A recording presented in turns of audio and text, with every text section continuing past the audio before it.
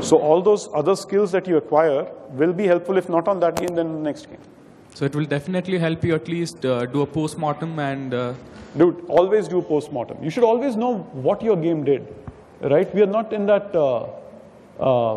arts gratis artist model, right? We are not doing art for the sake of art. While we'd love to do it, we are not. We are arts, humanist artists, right? We're doing art for the sake of humanity, which also seems like a major goal. But the point is, you are making games for people, right? Yeah, so you need to know how they played the game. What about it did they like or dislike? Right. Thanks. Yeah, I had a question. Sorry, who has a question? Yeah. Oh, right, right there at the back. Okay, yes. This is more of a general design question, but it's very relevant in terms of live games. Okay, as a designer, do you ever feel internal conflict, when you're trying to keep the user engaged, okay, and trying to monetize at the same time? Do you feel an internal conflict as a designer? Do I feel a conflict when a user is highly engaged and I'm trying to monetize? Trying to create engagement and at the same time trying to create monetization? No, I don't feel any angst about that. Because one thing doesn't need to affect the other thing. The problem is when the act of monetization is either going to reduce the user's engagement or the fact that, or the other way around, right? That if he's very engaged, he might not monetize, which is very strange. But so the point is, so this is, there's a lot of study done on this. What is the right point in your game where you introduce your first monetization pop-up, right? What is the first time that you tell your user, hey, do you need some help? Here's a $1.99 pack which is going to sell you 20 different items and will make your life a little easier. There's a sweet spot for that. And it's not an exact science, but it's definitely a science, right? When I put on my hat as a studio head, obviously I want to make money, right? And I don't think there's any designer out there who's going to say, I want to make a game, but I don't necessarily want to make money.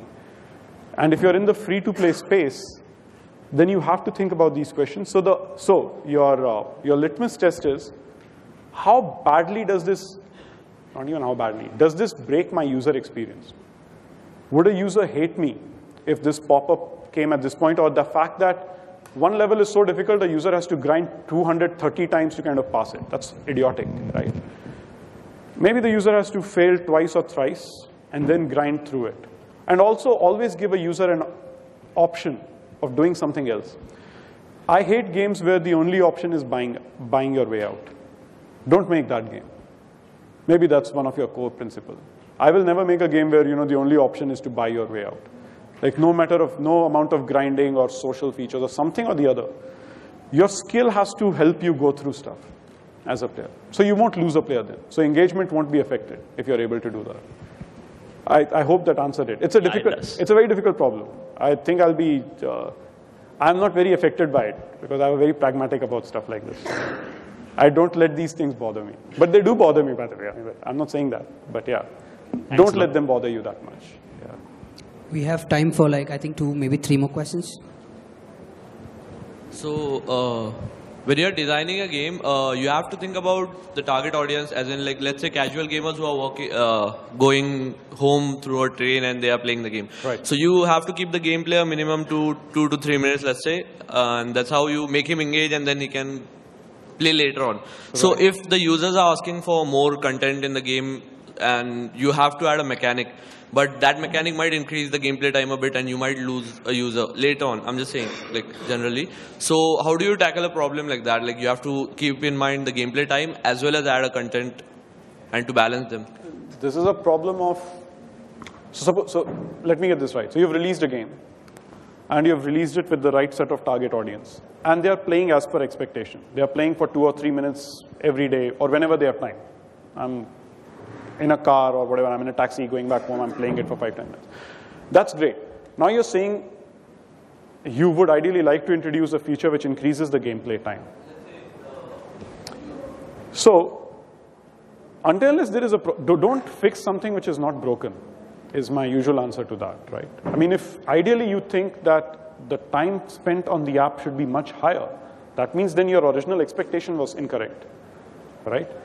But if your original expectation, you made it a 2-3 minute gameplay time and people are playing for 2-3 minutes, then that means you have met your expectation. Later on you realize, no, the ideal case scenario should be 5 or 10 minutes, then you have to make a call. How many users do you have who are playing this? How valuable are those users to you? Not just in terms of money, but what is their activity in your game? right? And do you have the potential to grow the game to much larger? Suppose you have 100,000 users, but you have the potential to become a 5 million install user base, right? Sadly, at some point, you'll have to make a decision. Maybe it's a better decision for the larger user base. And maybe that's not the sample set with which you started. That wasn't your ideal user. Your ideal user could be somebody who spends 20 minutes on one gameplay session. So then you have to make those changes. But you have to make that call based on where you are at that point and where you expect to be. It might be the wrong decision, but at least you will know that you made it for the right reasons. Right? Yep. My question to you, just any suggestions or ideas that you might have on how to keep the retention level going? So because I recently read this article where the guy said that, like a lot of people tend to unsubscribe. The minute you start tapping into them, trying to find out what went wrong, why aren't you coming back, why aren't you playing? So you do the regular stuff of putting out the Twitters or putting out the YouTubes. You do the regular stuff. But the minute you start like inboxing me, I know as a gamer and a player myself, I tend to unsubscribe. So how do you like face that? Because that is a big challenge as well, right? So you remember that one slide where that baby stayed where you said that identify your top users, only target them, but that's only for top games and for the really good ones. Most of us don't have that. That set of analytics, right? So, okay, let me answer this. This is a problem that you have to solve while you're designing the game and not while the game is live. If your game does not have long-term retention, nothing you will do as a live game is going to work. You might have the best daily rewards feature. You might have a daily notification going out. You might be contacting your players on email and giving them an iPad free for playing your game. Anything you will do will not make them play the game for D30, D60 until unless the core of your game, and the core of the game is what you designed when you were actually developing the game. So until unless you develop a game where you expect a player to play for 60 days, right, where you expect your D30 to be at least 10, or you expect your D60 to be 5%. I don't know. Clash of Clans, I've been playing Clash of Clans for 2 years. I know a lot of people who've been playing it for many years. I knew people who played Mafia Wars for over 5 years, right? That's because there was that much depth in the game. And that depth, you added to that depth by continuously adding new features and by continuously adding more content. Candy Crush has a lot of depth in it. It's not an easy game to master. Right? And that's why they continuously keep adding new levels, right? Because people want more of it. But the fact is the core of the game is really good. Only then adding new features and reminding people and putting out a really slick-looking YouTube trailer, all those things are peripheral. Your core has to be really good. Patchwork stuff won't work, right? I think we have time for one more question. If more of you have questions, Anshu will be around. You can buttonhole him, but let's just do one more question. Yeah. Okay, maybe we'll have time for two, depending on how quickly the reply goes. Yeah. So I'm throwing you under the bus, man. Quickly ask the question, or one of you ask the question. Okay, my question is about, when this Android and iOS came, all these ideas of mobile games was pretty novel. But nowadays, what we see, we have so many games, and most of them are pretty good. Like, our games... They are? I didn't know that. Yeah, actually, some by the bigger studios in the indie games, they are pretty good. But what happens today is, they fill up our phones, our tablets, but suddenly we quickly move on from one game to another game. So I feel like that is a cause of concern, personally. Like nowadays we have so many choices, but ultimately we don't end up retaining so many games. So like if you design a game, so what could we do as designers to tackle that problem? Don't worry about the competition. Because you can't. How many variables will you take into account? So suppose you're making a casual game, which is puzzle casual game, right? Now, if you start worrying about what is the top 10 and the top 20 in that, and who am I going to be competing against, why will people play my game more than their game, or the other way around, you're never going to be able to make a good game, right? So while competitive analysis is very critical, especially in a large company, you need to know, or even in a small company, you need to know what people are playing and what people are doing out there. Once you, again, this is a development problem. When you're developing the game, develop the best game that you can develop, and then market the hell out of it, right? Acquire the right kind of users. Do everything right and run it live in the right possible way, right? There's a big factor of luck also here, right? Take the biggest games right now anywhere in the world, and you'd realize that they're pretty similar to, say, 5 other games, at least, right? Which could have been the next Candy Crush, or could have been the original Candy Crush, or a better runner, or whatever. But they weren't. So something else, some X factor that we don't know kind of helped them get there. But the point is just make a good game.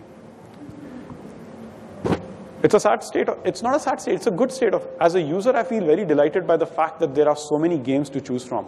Of course, I think the system is broken because both Google Play and the App Store have no way of surfacing good games, right? I don't think the editor's pick or the featured section really works. That's not a good way of finding because very few games get featured and very few games get picked. And the store ranking is not necessarily indicative of the quality of a game. So searching is a problem. The problem that Google solved on searching on the web has not yet been solved on app stores. App stores don't have a good search functionality. You as a user do not get the game that you want to play. They've started doing stuff like recommended for you. Based on the games that you have, we are recommending more games for you, but that's limited right now. It's a problem that needs to be solved at a platform level. Right, sorry, last question. Yeah, one more. Okay. Thank you for the wonderful insight. My question is like when you have the data, okay, and you analyze the data, you make a graph out of it or you make a bar chart out of it, you will have multiple dropout points, which can be different because you will have multiple user inputs and all. How do you prioritize these dropouts, which you should attend first, like which will you, say for example, if you find out there are 3 issues which is hampering your dropouts, how do you prioritize this? You will need one factor which to you is the most important. So, and again, you can't do these things in isolation. But suppose your difficulty curve, so you get data that, okay, big chunk of users are failing at level 7. But failing at level 7 means what? Do they leave the game after that and never come back? That is a problem. But if they go back and kind of grind through it and try again and are able to go through, like look at the second depth of the data. First-time users perhaps have a very high fail percentage on that level. When they try it the second time, do all of them pass? That's a great thing. Which is that level where the most users fail again and then leave the game? So you have to figure out that one thing. See, data is not about just looking at numbers. You have to think about the numbers, right? What are the numbers telling you? And how is it affecting your game? Your problem as a game designer is when somebody leaves your game, not when they fail at something. Failing is fine. We love games because we fail. If we were to succeed in every possible level, that we'll leave that game very fast. In fact, that's the other problem, that your gameplay is too easy, right? Gameplay should be difficult, but you have to figure out where it is too difficult. And it's leading to negative effects on your retention and engagement. So yeah, so always look at that.